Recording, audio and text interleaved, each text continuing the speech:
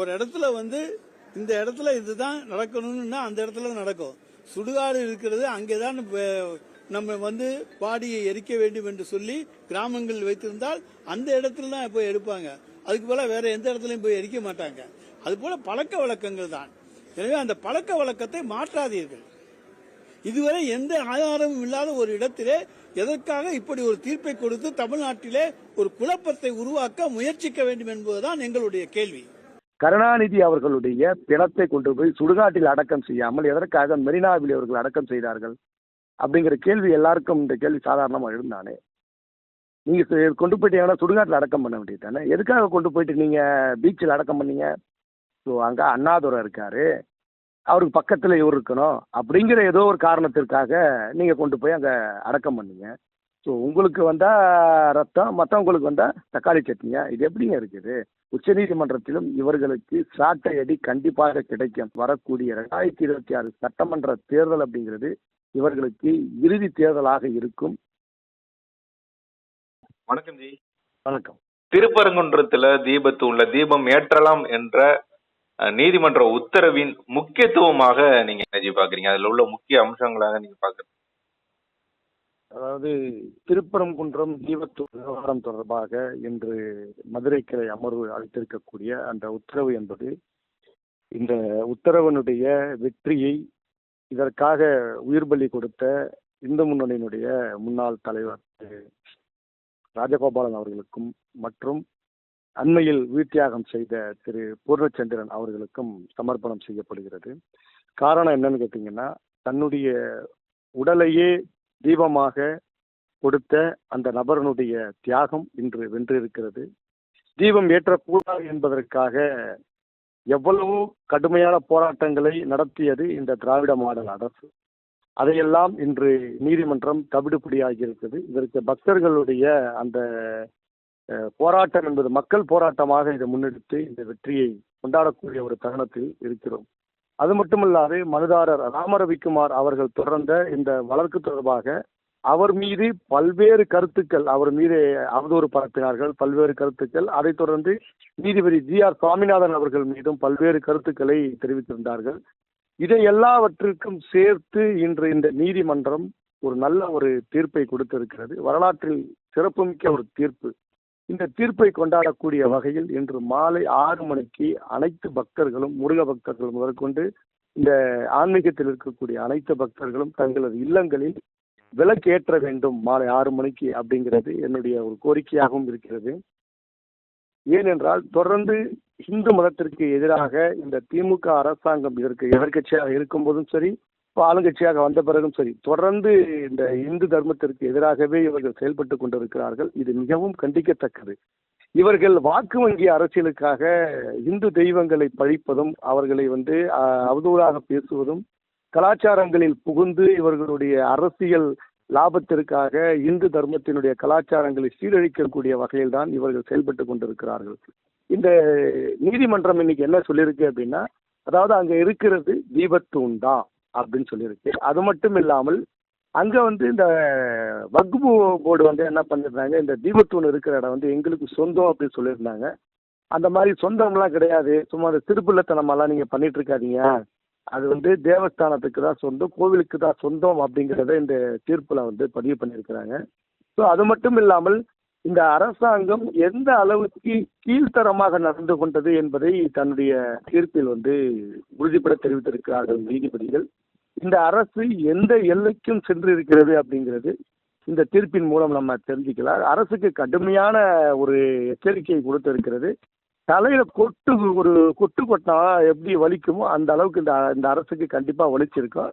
So இதனுடைய தொடர்ச்சியா அவங்க என்ன பண்றாங்க அப்படின்னா, இன்னைக்கு கொஞ்ச நேரத்துக்கு முன்னாடி அமைச்சர் ரகுபதி அவர்கள் பேசிய காணொலி நான் பார்த்திருந்தேன். அவர் என்ன சொல்றாரு, உச்சநீதிமன்றத்திற்கு நாங்கள் மேல்முறையீடு போவோம் அப்படிங்கிறாரு. தாராளமா உச்சநீதிமன்றத்திற்கு போகலாம். அங்க போனாலும் இவர்கள் இந்த வெல்ல போவது கிடையாது.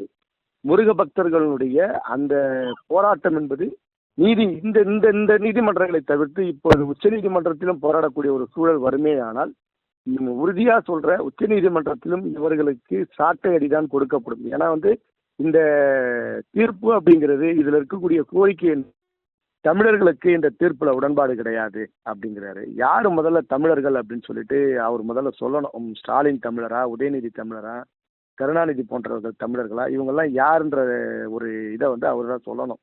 ஏன்னா இவர்களே தமிழர்கள் அல்லாத பட்சத்தில் தமிழர்களுடைய கலாச்சாரங்களில் இவர்கள் தலையீடு அப்படிங்கிறது அரசியல் லாபத்திற்காக, சிறுபான்மை ஓட்டுக்களை எப்படியாவது நம்ம வாங்கணும் அப்படிங்கிறதுக்காக ஒரு குறிப்பிட்ட மதத்தின் மீது இவர்கள் தொடுக்கப்படுகின்ற இந்த தாக்குதல் அப்படிங்கிறது மிகவும் கண்டிக்கத்தக்கது. இன்னைக்கு அது மட்டும் இல்லாமல் அமைச்சர் ரகுபதி அவர்கள் ஒரு மேற்கோள் காட்டி என்ன சொல்றாரு அப்படின்னா, அதாவது சுடுகாட்டுல தான் பிணத்தை கொண்டு போய் எரிக்கணும், வேற இடத்துல எரிக்கக்கூடாது அப்படின்னு சொல்லிட்டு எதோட ஒப்பிட்டு பேசணும் அப்படிங்கிற ஒரு தகுதி கூட இல்லாத ஒரு தருதலை அமைச்சர் தான் இன்னைக்கு இருக்கக்கூடிய ரகுபதி அவர்கள். ஏன் இந்த கடினமான சொல்ல நான் பயன்படுத்துறேன் அப்படின்னா, ஒரு தீபம் அப்படிங்கிறது ஒரு முருகருக்காக ஏற்றக்கூடிய ஒரு பக்தியின் பேர்ல ஏற்றக்கூடிய அந்த ஒரு தீபத்தை நீங்க சுடுகாட்டு பணத்தோடு ஒப்பிட்டு பேசக்கூடிய இந்த நபர்களுக்கு இது போன்ற கடுமையான சொற்களைத்தான் பயன்படுத்த வேண்டுமே தவிர வேறு வார்த்தைகள் என்கிட்ட இல்லை. அது மட்டும் இல்லாமல் இவர் சொன்ன அந்த வார்த்தையை நான் மேற்கொள் இன்னும் நான் பேசுறேன். சுடுகாட்டுல தான் பணத்தை கொண்டு போய் எரிக்கணும், வேற இடத்துல எரிக்கக்கூடாது அப்படின்னா, கருணாநிதி அவர்களுடைய பிணத்தை கொண்டு போய் சுடுகாட்டில் அடக்கம் செய்யாமல் எதற்காக மெரினாவில் அவர்கள் அடக்கம் செய்தார்கள் அப்படிங்கிற கேள்வி எல்லாருக்கும் இந்த கேள்வி சாதாரணமாக இருந்தானே. நீங்கள் கொண்டு போயிட்டு எங்கன்னா சுடுகாட்டில் அடக்கம் பண்ண வேண்டியது தானே, எதுக்காக கொண்டு போயிட்டு நீங்கள் பீச்சில் அடக்கம் பண்ணீங்க? ஸோ அங்கே அண்ணாதுரை இருக்காரு, அவருக்கு பக்கத்தில் இவர் இருக்கணும் அப்படிங்கிற ஏதோ ஒரு காரணத்திற்காக நீங்கள் கொண்டு போய் அங்கே அடக்கம் பண்ணீங்க. ஸோ உங்களுக்கு வந்தால் ரத்தம், மற்றவங்களுக்கு வந்தால் தக்காளி சட்னியா? இது எப்படிங்க இருக்குது? ஸோ தொடர்ந்து இந்த அரசாங்கம் உச்சநீதிமன்றம் நீங்கள் போனாலும் அதை பற்றி எந்த கவலையும் கிடையாது. ஏன்னா உச்சநீதிமன்றத்திற்கும் இவர்கள் செல்வார்கள் அப்படிங்கிறது நான் ஏற்கனவே கணிச்சது தான். உச்சநீதிமன்றம் போனாலும் இந்த நீதிமன்றத்தினுடைய தீர்ப்பை அவர்கள் உறுதி செய்வார்கள். உச்சநீதிமன்றத்திலும் இவர்களுக்கு சாட்டை அடி கண்டிப்பாக கிடைக்கும்.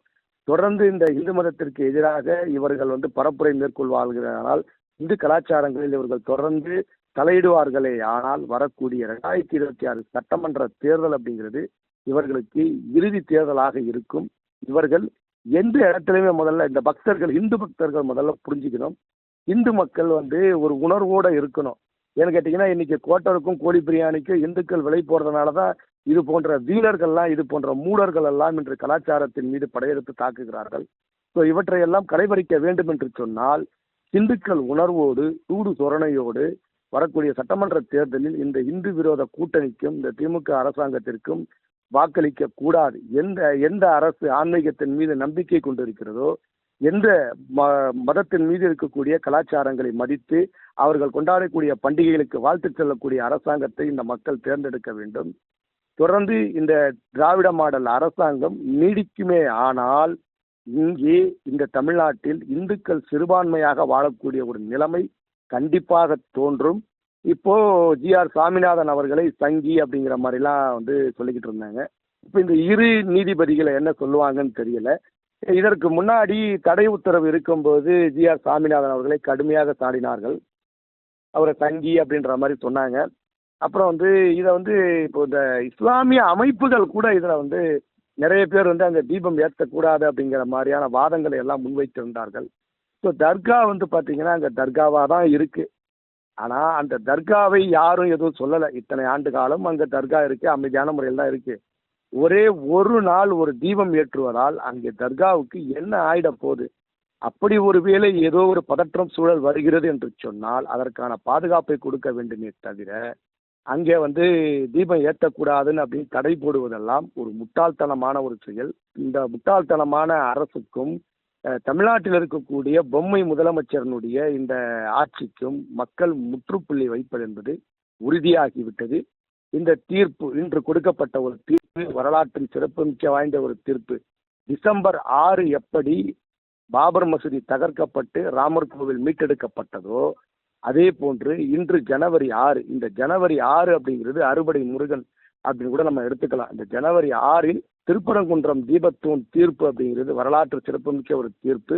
இவர்கள் உச்சநீதிமன்றம் சென்றாலும் சரி, எங்கே சென்றாலும் சரி, இறுதியில், மீண்டும் சொல்கிறேன், இறுதியில் முருகன் தான் வெற்றி பெறுவார். எல்லா புகழும் முருகனுக்கு. மிக்க நன்றி. நன்றி.